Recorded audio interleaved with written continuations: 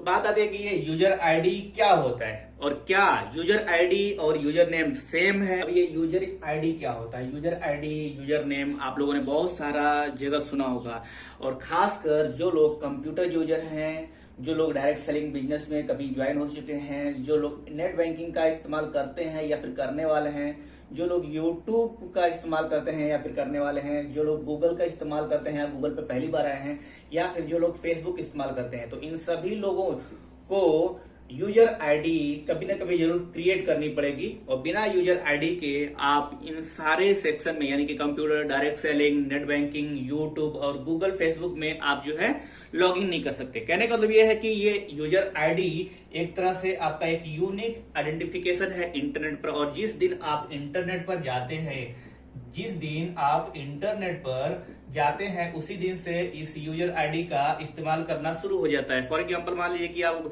Internet पहली बार इस्तेमाल करेंगे तो आप पहली बार गूगल अकाउंट बनाएंगे, पहली बार फेसबुक अकाउंट बनाएंगे, पहली बार यूट्यूब अकाउंट बनाएंगे। वैसे तो ये जो गूगल है वो यूट्यूब को ऑन करता है, तो इसका यूजर आईडी इसमें यूज हो सकता है।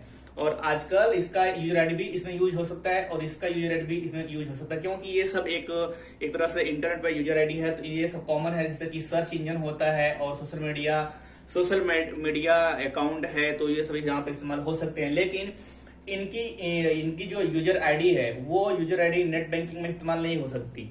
इनकी जो यूजर आईडी है वो डायरेक्ट सेलिंग में इस्तेमाल नहीं हो सकती। इनकी जो यूजर आईडी है वो कंप्यूटर पर कई मामलों में इस्तेमाल हो सकती है, लेकिन हर मामलों में कंप्यूटर भी इस्तेमाल नहीं हो सकती। ठीक है, तो बात आती है कि ये यूजर आईडी क्या होता है और क्या यूजर आईडी और यूजर नेम सेम है। ठीक है, क्वेश्चन दिमाग में यही आता है कि क्या यूजर नेम और यूजर आईडी सेम होता है। तो इसका जवाब है कुछ मामलों में सेम है, कुछ मामलों में नहीं है। क्योंकि यूजर आईडी, सबसे पहले जानते हैं कि यूजर आईडी होता क्या है। देखिए, मान लीजिए कि आपका नाम है सुरेश। ठीक है, सुरेश आपका नाम है, तो मान लीजिए कि आपका नाम है सुरेश कुमार।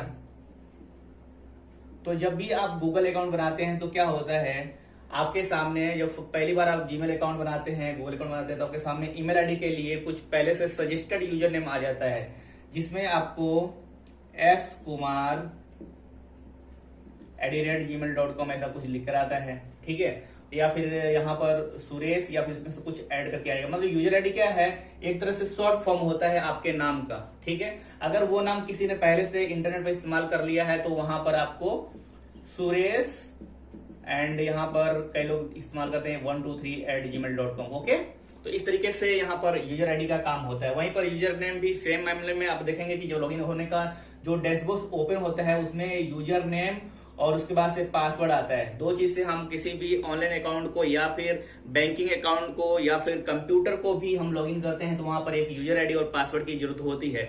तो वहां पर यूजर आईडी ही सेम एक यूजर नेम होता है, ये तो आपको क्लियर हो गया। लेकिन क्या ईमेल आईडी एक यूजर आईडी हो सकता है? डेफिनेटली एक ईमेल आईडी एक यूजर आईडी हो सकता है, क्योंकि जब हम यहाँ पर गूगल अकाउंट को लॉगिन करते हैं तो यहाँ पर हमें या तो अपना ईमेल आईडी डालना होता है, और या फिर हम जो है यहाँ पर मोबाइल नंबर डाल सकते हैं। ठीक है, यहाँ पर सेम प्रोसेस यहाँ पर फेसबुक में फेसबुक को लॉगिन करना है तो ईमेल आईडी और मोबाइल नंबर में से दोनों में से एक डाल सकते हैं। दूसरा मतलब ये है कि ईमेल आईडी भी जो हमारा है यूजर आईडी हो सकता है। ठीक है, तो यूजर आईडी क्या है, एक तरह से एक आइडेंटिफिकेशन नंबर होता है।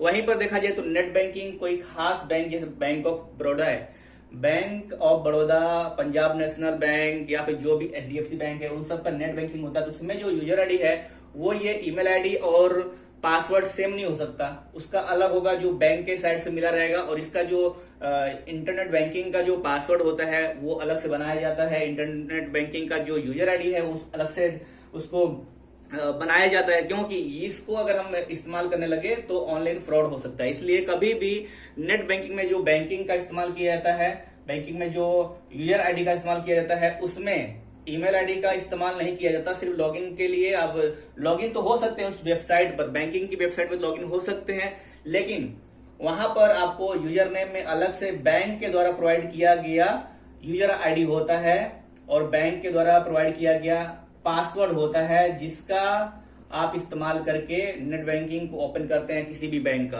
तो यदि आप गूगल से जाकर पूछेंगे कि भाई गूगल भैया बता दो कि मेरा जो है बैंक ऑफ बड़ौदा है उसका नेट बैंकिंग का पासवर्ड क्या है, यूजर आईडी क्या है, तो गूगल भी कंफ्यूज हो जाएगा। ठीक है। डायरेक्ट सेलिंग में क्या है कि यहाँ पर आपको एक यूनिक आईडी मिल जाता है, जैसे 6 अंकों का 2 4 2 5 6, ठीक है 2, ऐसे 6 नंबर का जो है यूनिक आईडी मिल जाता है, जिससे किसी भी क्लाइंट की पहचान होती है। कंप्यूटर पर क्या है, एक कंप्यूटर में आपको एक यूजर आईडी इसमें टेम्परेरी है, आप बनाए ना बनाए इससे कोई मैटर नहीं करता, क्योंकि आपने कंप्यूटर खरीद लिया है, आपका इस्तेमाल खुद करते हैं, तो वहां पर यूजर आईडी की जरूरत नहीं है। लेकिन फिलहाल आपको यहाँ पर पासवर्ड बनाने होते हैं, अकाउंट तो पहले से ही बन जाता है। कुल मिला के बात किया जाए तो यदि आप किसी बैंकिंग मतलब इंटरनेट बैंकिंग का इस्तेमाल करते हैं, नेट बैंकिंग का इस्तेमाल कर रहे हैं, तो वहां पर जो आपको यूजर आईडी मिलेगा वो बैंक के द्वारा प्रोवाइड किया जाता है। साथ में जो पासवर्ड मिलता है एक बार वो भी बैंक के द्वारा प्रोवाइड किया जाता है। बाद में बोला जाता है कि आप, क्योंकि आपका जो यूजर आईडी है, जो पासवर्ड है, वो बैंक का कोई कर्मचारी जो है बनाकर देता है, इसलिए बोला जाता है कि आप इसको चेंज कर लीजिए। या फिर मान लीजिए कि आपके घर पर जो भी नेट बैंकिंग का यूजर आईडी और पासवर्ड आता है उसको बोला जाता है कि आप अपने हिसाब से चेंज कर लीजिए। ठीक है, मतलब यहाँ पर पारदर्शिता के कारण यहाँ पर किया जाता है। ठीक है, तो यूजर आईडी क्या होता है, एक यूनिक आईडी होता है, यूनिक आईडी होता है जिससे किसी भी कस्टमर की पहचान होती है, और पासवर्ड लॉगिन करने के लिए इस्तेमाल करने वाला एक सिक्योरिटी कोड होता है। ठीक है, ये तो आप लोगों को क्लियर हो गया। ठीक है, और साथ में मैं आपको बता दूं कि ये जो नेट बैंकिंग का यूजर आईडी है वो बैंक से मिलता है, लेकिन अगर मान लीजिए गूगल अकाउंट है, यूट्यूब अकाउंट है, ऑनलाइन कोई भी अकाउंट हो गया, किसी भी वेबसाइट पर आपने अकाउंट बना लिया, तो वहां पर ज्यादातर ईमेल आईडी का ही कमाल होता है। ईमेल आईडी यदि आपके पास है तो आप वहां पर एक यूजर आईडी क्रिएट कर सकते हैं, और ज्यादातर मामलों में जो यूजर आईडी होता है वो ईमेल आईडी ही होता है, ईमेल आईडी का इस्तेमाल कर लिया जाता है। और काफी बार ऐसा होता है कि ईमेल आईडी में भी जो पहले के जो मतलब जो आपका सर्विस प्रोवाइडर है @gmail.com, ठीक है, @gmail.com या फिर yahoo.com, और यहाँ पर जो इस सेक्शन में जो भी लिखा होता है वो सब जो है यूजर नेम हो जाता है आपका। किसी भी खास वेबसाइट पर अगर आप जाते हैं तो वो चीज जो होता है, तो मान लीजिए RK जो भी चीज यहाँ पर होता है वो सब कुछ यहाँ पर यूजर नेम के उद्देश्य से रख लिया जाता है, या फिर उससे आपकी पहचान होने लगती है कुछ वेबसाइट पर, जैसे PPC वेबसाइट हो गया, PTC वेबसाइट हो गया। तो ये सब चीज है। यूजर आईडी क्या होता है आपको समझ में आ गया होगा, यूजर नेम क्या होता है समझ में आ गया होगा। यूजर आईडी कैसे बनाएं, इसके लिए डिफरेंट जो वेबसाइट होती हैं उसके लिए अलग अलग चीजें होती हैं। लेकिन मान लीजिए आपको गूगल पर अकाउंट बनाना है, तो वहां पर आपको पहले ही आपका जो नाम होता है, नाम से 2-3 अक्षर लेगा, उसके बाद से जो सरनेम होता है वहां से 2-3 अक्षर ले सकता है गूगल, और इन दोनों को मिक्स करके एक जो है बना देगा। ठीक है, एक नाम, एक जो है यूजर आईडी बना देगा, जो हो जाएगा RAMPPT।